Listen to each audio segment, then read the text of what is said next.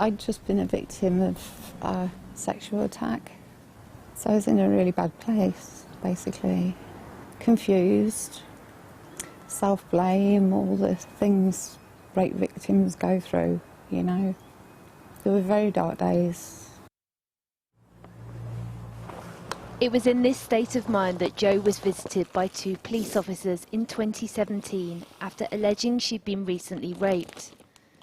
One of those was Alan Butler, a former police officer who was working as a staff investigator for Warwickshire Police, who gave her his personal number and asked to come back the following day alone.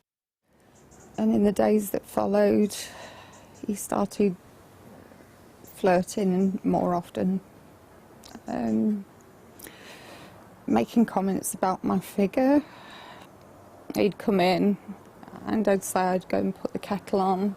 He'd say, walk slower so I can shake your bum out.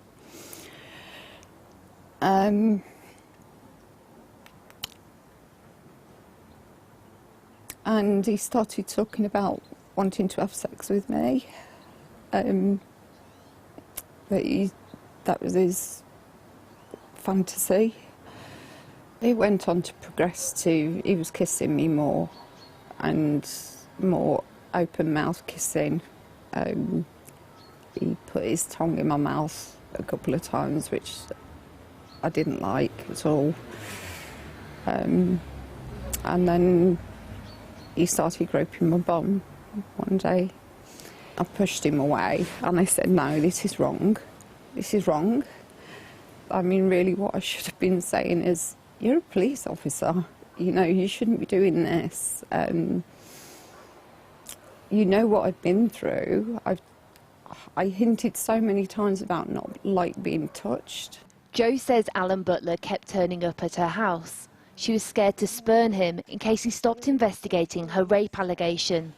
And then came the devastating news that her case was being dropped, something she blames on him being more interested in pursuing her than doing his job.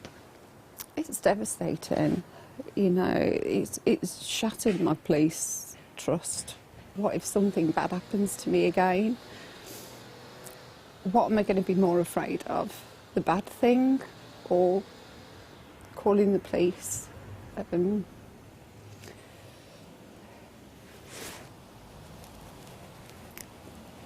The police watchdogs say cases like Jo's have devastating consequences and that they've seen a huge rise in recent years that may start as a kiss at the end of a text or a personal number shared but soon escalates, and that abuse of position for a sexual purpose is now the single biggest form of corruption that they deal with. In the last 3 years in England and Wales, 66 officers and members of police staff faced disciplinary proceedings for the offence, almost 2/3 of them in the last year alone. Misconduct was proven for 63 cases, and more than half were barred from ever working in policing again. These are very serious crimes in some instances and luckily very rare. What I do think is that it could be seen as a reflection of a broader culture that we've seen in policing, and we see that elsewhere in some of our investigations, for example in the language and jokes used in WhatsApp and other social medias, and inappropriate misogynist comments. Jo eventually found the strength to report Alan Butler. Another victim of his abuse came forward too. He was sentenced to 18 months in prison for misconduct in a public office, but the impact of his actions will stay with Jo for much longer. I've tried to commit suicide.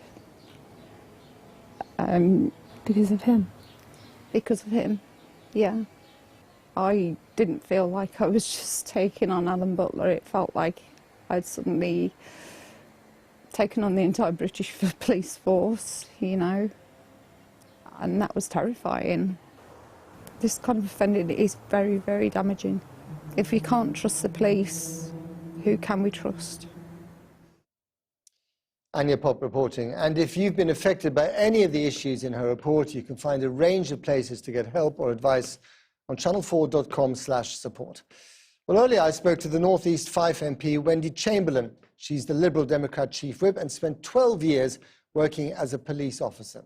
I asked her how these types of offences by serving police officers made her feel.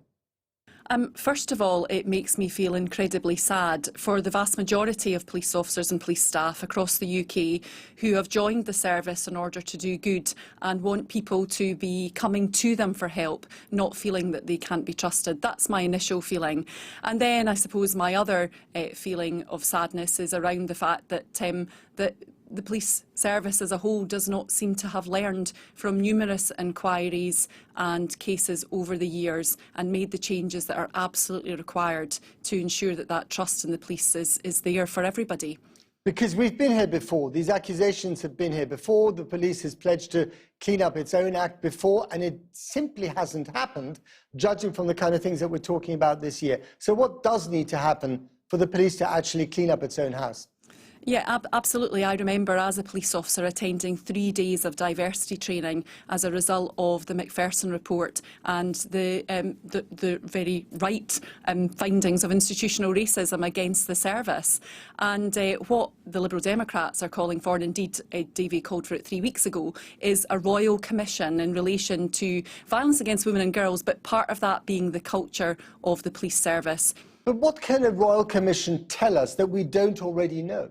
We haven't had a Royal Commission in nearly 2 decades. It's the most significant type of inquiry and it is an opportunity to hold forces to account. But I agree that absolutely the service needs to be looking very hard at itself right now. One of the things that really struck me from the police conduct report today about people who have misconduct against them in terms of abusing their position of authority is that there were 66 cases and 63 of them had findings of misconduct, as in those people were found guilty of misconduct. That's 95%. So I think the very strong message for me, Matt, is believe the whistleblowers and believe people when they're coming forward, because on those figures it looks like they're telling the truth. Now, when it comes to banter on social media or other things between police officers, it has been said that this form of banter, which many people might find distasteful, is a coping mechanism for police officers. From your experience in the police force, does that wash? I think you're referring to what's often known as canteen culture. And I think what I would say is the police service is more than a job. Often you're working as operational officers, working shifts. But I think we are beyond the days where that kind of banter as a means of letting off steam is in any way appropriate. It's certainly not inclusive, and we want to see better representation in the police service as well. I mean, finally, the big issue, and you referred to it earlier, is that police officers are in a position of power. And in order to exercise that power judiciously, they need to be trusted by the people that they are policing. Has that trust ever been more frayed, do you think, than it is right now?